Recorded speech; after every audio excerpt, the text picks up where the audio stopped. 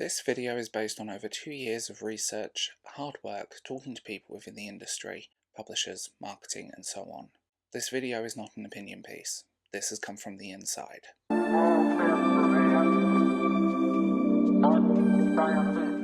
I've stopped reading most modern fantasy and science fiction. I stopped because mostly it's all the same.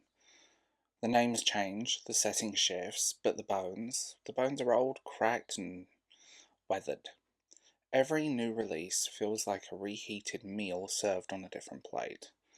Lukewarm, stale, and ultimately unsatisfying. We're drowning in a sea of recycled tropes, predictable plots, and protagonists who all read like the same archetype with a different haircut.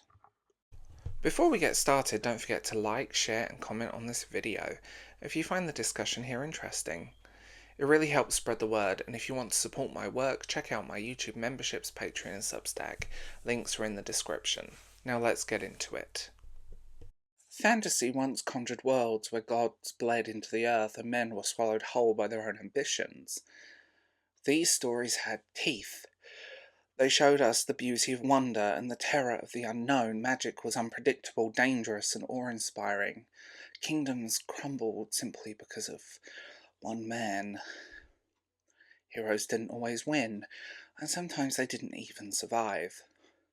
But now we get neatly packaged worlds with clearly defined magic systems that feel more like math homework than storytelling.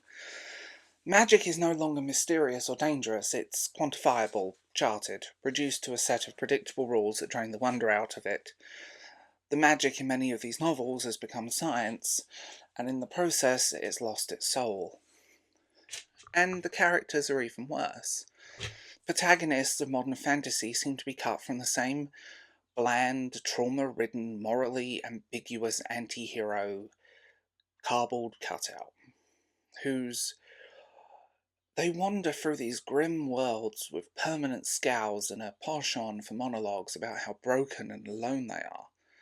Their trauma is their entire personality. There's nothing left. Their brooding is a substitute for depth. They're not interesting. They're not even flawed in a compelling way, they're just there. And the villains defanged. We're in an era where antagonists are so desperate to be complex and relatable they've become hollow. A misunderstood revolutionary. A product of a broken system. An evil that just wants to be loved. Who happens to be very good looking, and BookTok people will make videos about them and how they're their book crush. They can fix them. There's no danger anymore, no genuine threat, just endless shades of grey that all blend into this monochromatic sludge. Science fiction, once the genre of imagination and possibilities, isn't faring any better. It used to be about pushing the boundaries of what humanity could become. It was about peering into the unknown and asking what if. But modern sci-fi has traded wonder for... well, there's a few words that I'm thinking of that I can't say on YouTube. Every version of the future now feels like a dystopian echo chamber where humanity is doomed by its own flaws.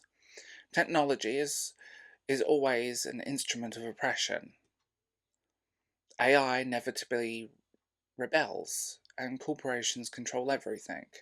The genre that once dared to dream of utopias, as well as darkness, now wallows in despair. A mirror of our own lives in 2025. And they're content to remind us that everything ends badly. Even when science fiction tries to be innovative, it falls back on the tired ideas. AI becomes self-aware, turns on humanity. Space colonization leads to imperialism and greed. Time travel is a mess of paradoxes and moral dilemmas worthy of an episode of Days of Our Lives. We've seen it all before and we'll see it again. Let's not pretend this isn't by accident. This is a result of an industry that is currently built on trends, algorithms, and marketability. Publishers aren't looking for originality, they're looking for what sells. And what sells is repetitive. The same tropes, the same character arcs, the same worlds dressed up in a slightly different shade of grey.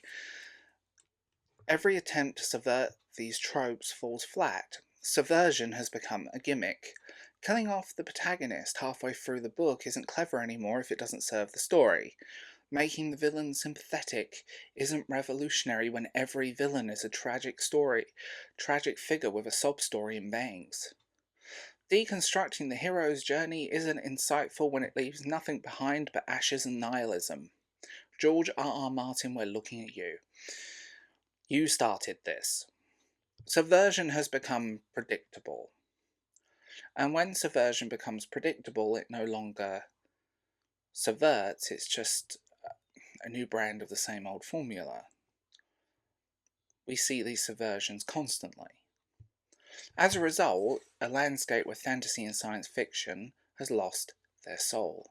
There's no risk, no wonder, no genuine exploration of the human condition, just an endless parade of bleakness, nihilism, formulaic storytelling, overly dramatic subplots, and a will they won't they love story that leaves readers feeling emptier than when they started. And maybe that's the biggest betrayal. Science fiction and fantasy were never meant to be mirrors.